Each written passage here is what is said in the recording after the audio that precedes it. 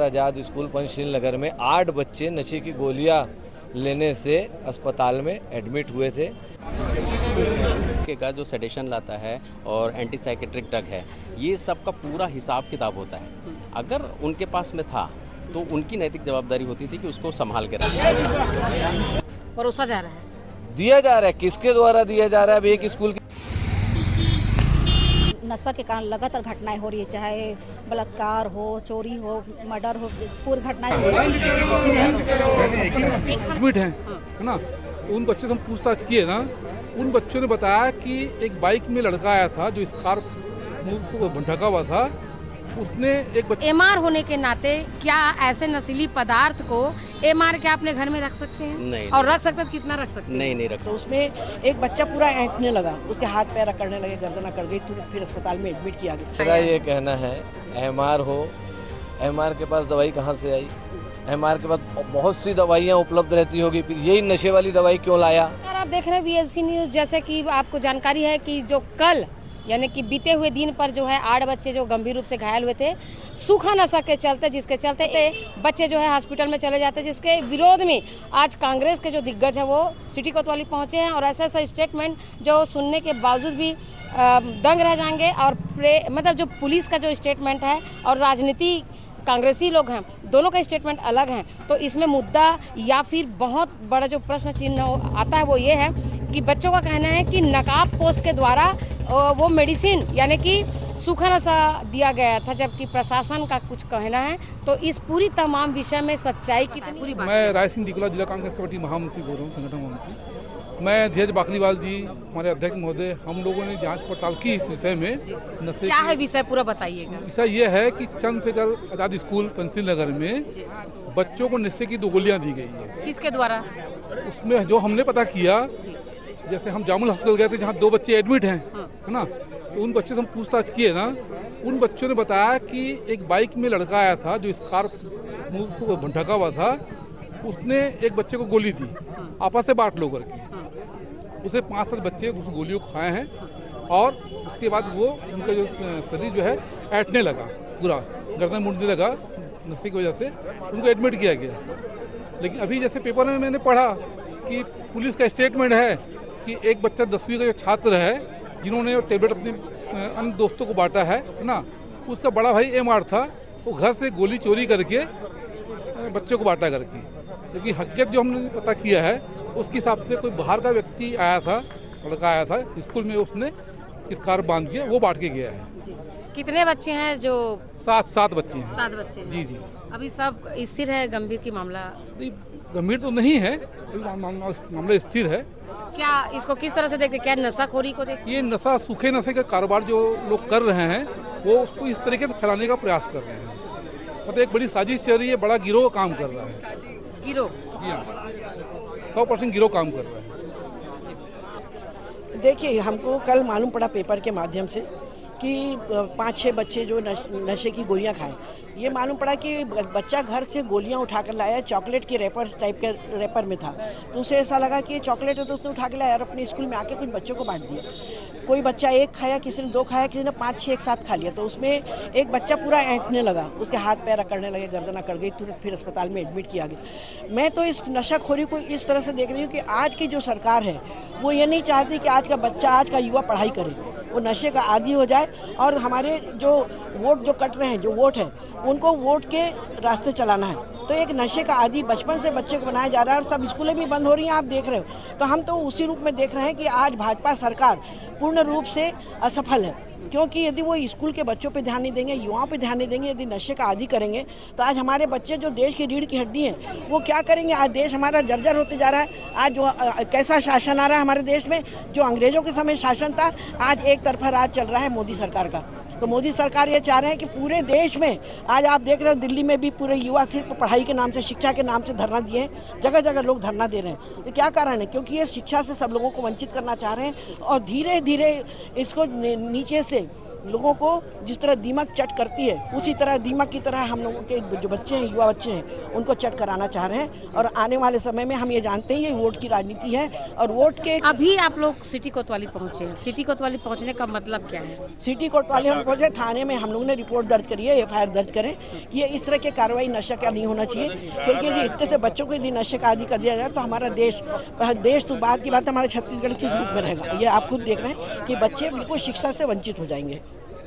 आज जो सिटी कोतवाली आप लोग आए हैं, ये पूरे नशाखोरी की बात कर रहे हैं, आप इसको किस तरह से देखते हैं? क्योंकि नाबालिग बच्चे जो स्कूल में पढ़ने जा रहे हैं उनको जो है ये नशा का दवाई मिला है और जिसके चलते बच्चे अस्पताल में एडमिट है, क्या कहते हैं? आप देख रहे हो कि जो नशा के कारण लगातार घटनाएं हो रही है, चाहे बलात्कार हो, चोरी हो, मर्डर हो, पूरी घटनाएं दुर्ग में कितना घटनाएं फैली हुई है। आज 2-4 दिन के अंदर फिर मर्डर हुआ है, चोरी हुआ है।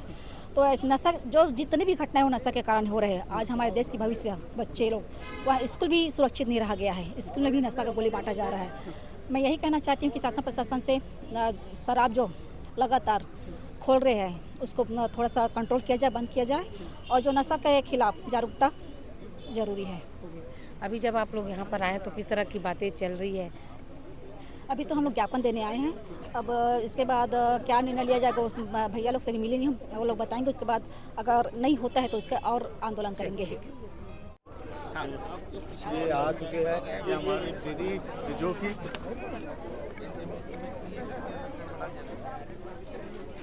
अभी आप देख रहे हैं इस वक्त जो है कांग्रेस के जो दिग्गज लोग हैं और साथ में उसके कार्यकर्ता है यहाँ पर सिटी कोतवाली पहुँचे हुए हैं। आप देख सकते हैं सैकड़ों के तादाद में इन लोगों का भीड़ है।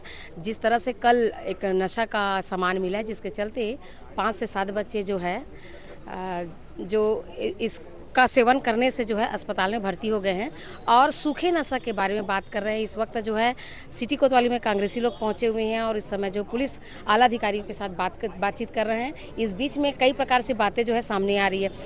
पुलिस का वहीं पर कहना है कि इस पूरे मामले में जो है एक जो स्टूडेंट है उनके जो बड़े भाई है वो MR का काम करते हैं, जिसके चलते MR ने अपने घर पर कुछ मेडिसिन रखे थे, उसी मेडिसिन को उठाकर जो है वो बच्चे जो है स्कूल ले गए और अपने दोस्तों को बांट दिया गया, जिसको खाने के वजह से बाकी बच्चों का जो तबीयत खराब हुआ था।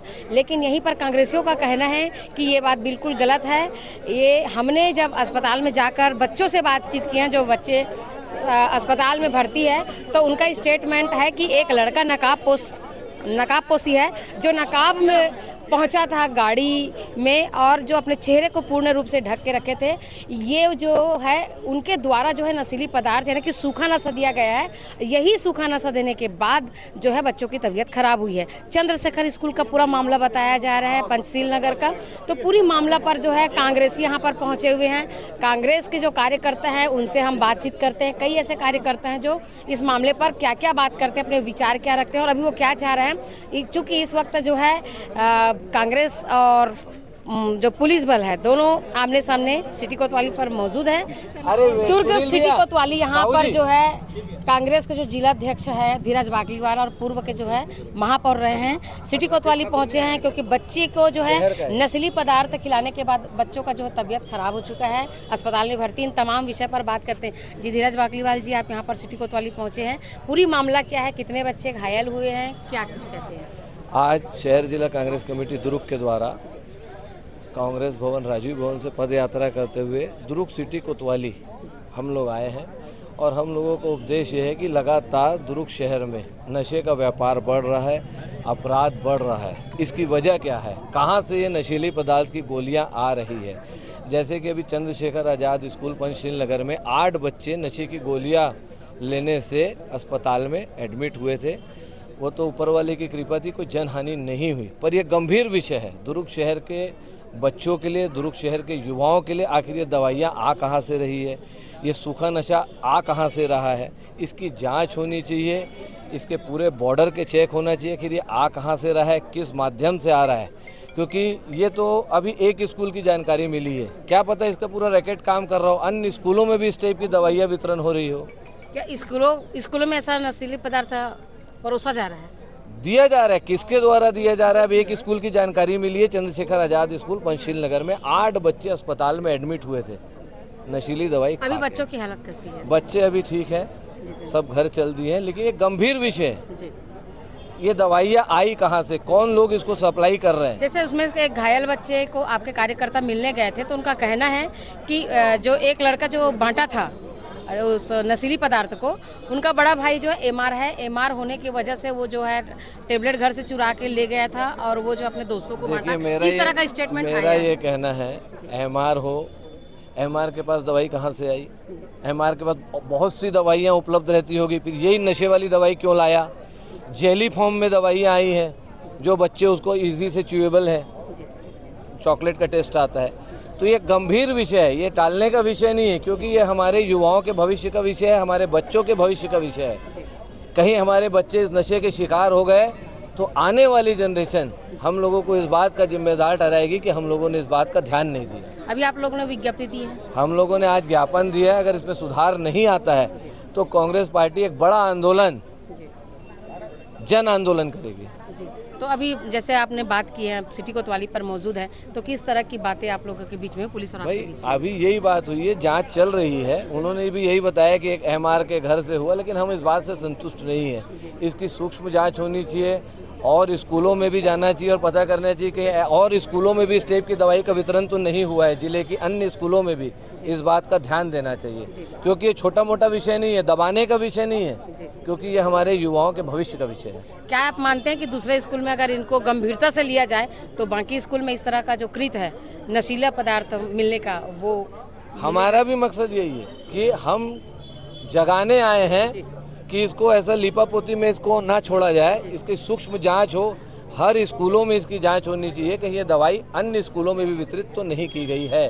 कई बार ऐसा देखने को मिलता है कि बच्चे खुद नशे के शौकीन होते जा रहे हैं, अपने माता पिता की बात तो दूर है, कोई भी डिसिप्लिन में नहीं रहे, नहीं प्रशासन का खौफ है उनके अंदर, नहीं वो समाज को मानते, नहीं प्रशासन को मानते, किसी की बात नहीं मानते। भाई कहीं ना कहीं से उनको अवेलेबल हो रहा है तब तो वो ले पा रहे हैं। हम लोगों को उस पॉइंट को ही रोकना है जहाँ से इनको दवाइयाँ उपलब्ध हो रही है, नशे की सामग्री उपलब्ध हो रही है। आपके हिसाब से क्या रोका जा सकता है नशे? बिल्कुल रोकना पड़ेगा, रोका जा सकता है नहीं, हमको रोकना पड़ेगा।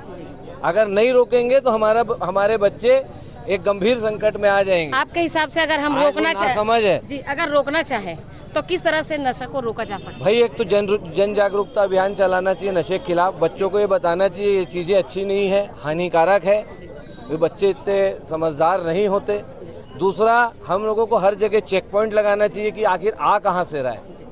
हमको इसको बेस को रोकना पड़ेगा कि जहाँ से ये आ रहा है और जैसे स्कूल में पहुँच रहा है, और ये काम इसीलिए हमने पुलिस प्रशासन को आज ज्ञापन सौंपा। जिला अध्यक्ष होने के नाते जैसे आपने देखे हैं कि आए दिन पुलिस प्रशासन की तरफ से एक विज्ञप्ति जारी होता है कि करोड़ों रुपए का गांजा यहाँ पर जो है बरामद हुआ है, लाखों रुपए का गांजा बरामद हुआ है, सूखा नशा मिला है या शराब मिला है। इस तरह से जो है लगातार ये चीज देखने को मिल रहा है। आप किस तरह से मतलब आ रहा है कहीं ना कहीं से, जो पकड़ा गया वो हमको मालूम है, जो नहीं पकड़ाया वो कहाँ खप रहा है, वो कहाँ खप रहा है, वही तो विषय है।